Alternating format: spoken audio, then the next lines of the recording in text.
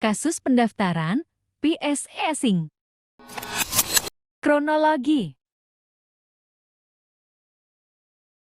Kasus PSE yang tidak mendaftar ini bermula ketika adanya upaya dari pemerintah Indonesia untuk mengatur kehadiran platform digital asing di tanah air. Menurut Kemenkominfo hingga 18 Juli 2022, hanya 87 PSE asing yang telah mendaftar melalui sistem online single submission atau bisa disebut juga dengan OSS, seperti TikTok, Telegram, dan Spotify. Sementara perusahaan besar lain seperti Google, WhatsApp, Facebook, Instagram, dan Twitter yang atau dikenal sekarang sebagai X, serta Netflix masih belum mendaftar terkait dengan peraturan PSE asing ini.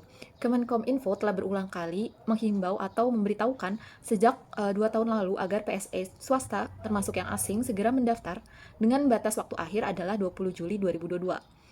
Hal ini sesuai dengan peraturan yang tertulis pada peraturan pemerintah nomor 71 tahun 2019 tentang penyelenggaraan sistem dan transaksi elektronik. Apabila hal ini tidak dipatuhi, ancaman pemblokiran layanan pun akhirnya diterapkan atau diancamkan seperti itu. Lalu terkait dengan hal ini, Google pun merespon dengan menyatakan mereka sadar akan kewajiban ini dan akan mengambil langkah sesuai aturan. Namun, belum ada konfirmasi lebih lanjut dari Meta ataupun Twitter.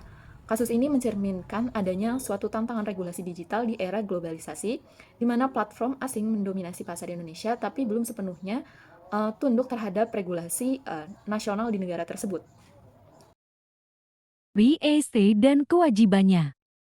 Apabila kita berbicara mengenai PSE sendiri merupakan suatu entitas yang menyediakan layanan sistem elektronik, seperti aplikasi, platform media sosial, streaming, dan pencarian online yang memfasilitasi pemakainya untuk bertransaksi pertukaran data secara digital. Lingkupnya mencakup PSE publik maupun PSE swasta, di mana PSE swasta ini bisa bersifat domestik maupun asing. Menurut pasal 6 dalam PP 71 2019 dan Peraturan Menteri Kominfo nomor 5 tahun 2020, semua PSE yang beroperasi di Indonesia wajib untuk mendaftar, baik yang nasional maupun dari asing. Tidak ada diskriminasi. PSE asing seperti Google atau WhatsApp termasuk jika mereka menyediakan layanan di wilayah Indonesia, meskipun servernya ini dari luar negeri. PSE nasional seperti Gojek atau Tokopedia sudah lebih dulu patuh. Yang tujuannya adalah PSE asing ini agar bertanggung jawab atas data pengguna dari Indonesia, agar data pengguna di Indonesia terjamin keamanannya gitu. Bukan hanya PSE, bukan hanya kewajiban dari PSE lokal saja. Jadi isu ini bukanlah isu nasional semata, tapi ada upaya kesetaraan regulasi untuk melindungi ekosistem digital nasional, baik pengelolaannya dari lingkup domestik maupun oleh perusahaan asing di luar kawasan nasional gitu. Terkait dengan kewajiban PSE, jika disandingkan dengan kasus yang telah saya sebutkan sebelumnya, PSE sendiri memiliki kewajiban utama. Yang pertama, untuk mendaftar secara resmi ke Kominfo melalui OSS sebagai bentuk pengakuan operasionalnya di Indonesia. Selain itu, kewajiban terkait kasus ini juga meliputi yang pertama, pelaporan data dan informasi perusahaan, termasuk identitas pemilik, lokasi server, dan jenis pelayanan. Hal ini sesuai dengan pasal 7 Permenkominfo nomor 5 tahun 2020. Yang kedua yaitu terkait dengan kepatuhan terhadap perlindungan data pribadi seperti yang diterangkan dalam Undang-Undang Perlindungan Data Pribadi atau UU PDP yang mulai berlaku, termasuk penyimpanan data Indonesia untuk PSE sistemik.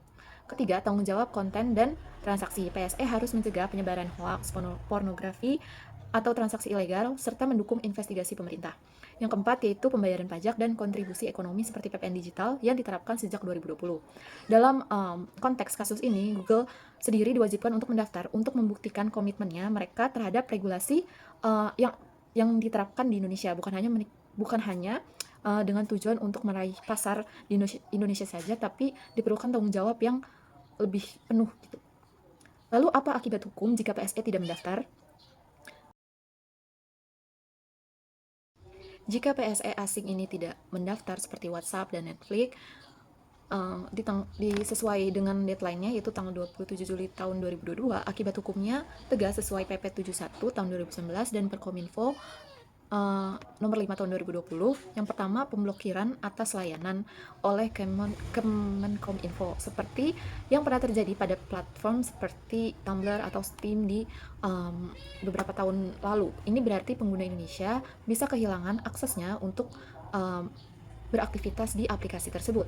Yang kedua, ada sanksi administratif seperti denda hingga 1 miliar atau pencabutan izin operasional.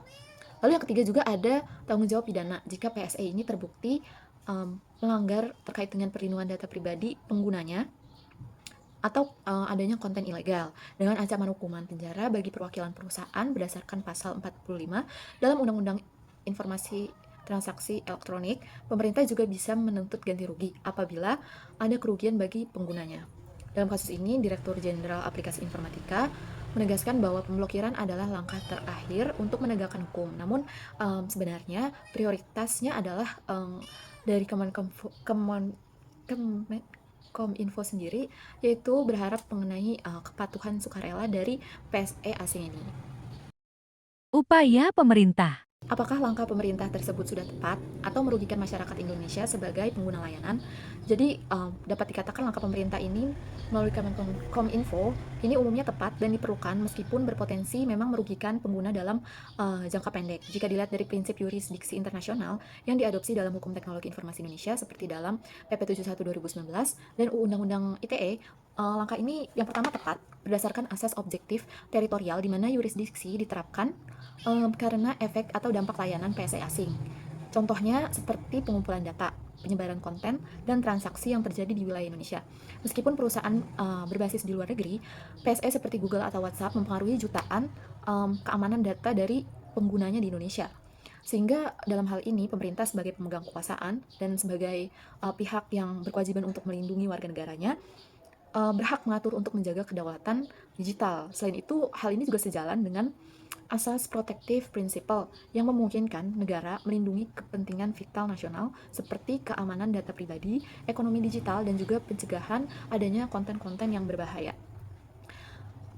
Lalu, asas selanjutnya yang dapat kita analisis yaitu berkaitan dengan asas nationality yang lebih fokus kepada kewarganegaraan pelaku.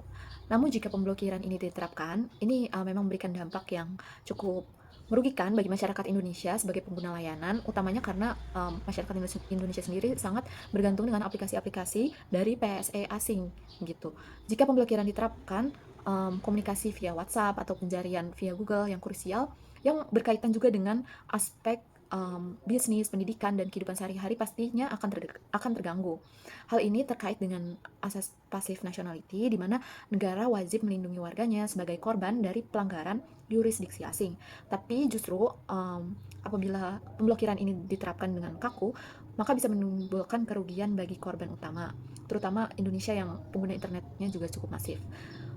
Berdasarkan asas lain seperti subjektif teritorial, di mana kasus ini sebenarnya bukan kejahatan yang universal, melainkan hanya terkait dengan regulasi administratif. Secara keseluruhan, program dari pemerintah ini sebetulnya sudah tepat, yaitu menegakkan yurisdiksi nasional, akan tapi lebih baik jika diimbangi dengan dialog internasional agar tidak terjadi beban bagi masyarakat. Terkait dengan perlindungan data pribadi.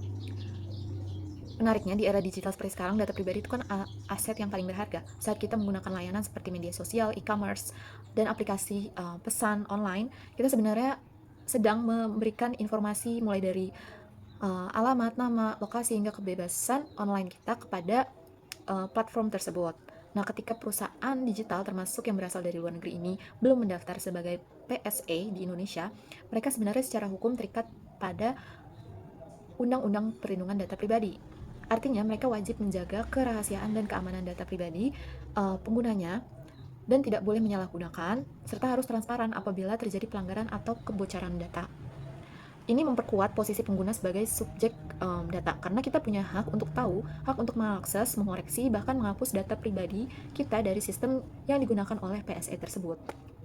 Dengan kewajiban ini, pengguna tidak lagi berada di posisi yang rentan dan diharapkan kita sebagai pengguna punya perlindungan hukum yang kuat terhadap praktik digital yang merugikan.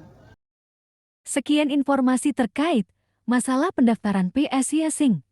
Terima kasih telah menonton.